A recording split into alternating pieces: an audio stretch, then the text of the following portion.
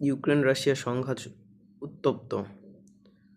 খার্কিভে নতুন কবে রুশ হামলায় নিহত 20। বিস্তারিত।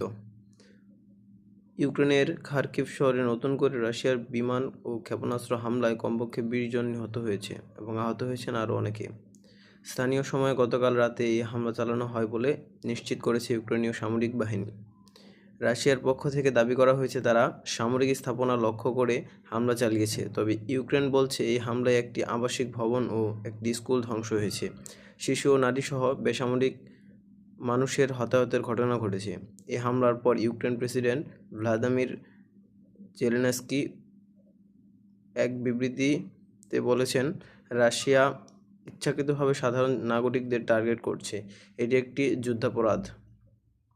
তিনি পশ্চিম বিশ্বের প্রতি আরও সামরিক সহায়তা বাড়ানোর আহ্বান জানিয়েছেন। এদিকে নেটো ও ইউরোপীয় ইউনিয়ন বলেছেন, রাশিয়ার আগ্রাসন বন্ধ করতে হলে বিশ্ব সম্প্রদায়ের কঠোর পদক্ষেপ নেওয়া প্রয়োজন।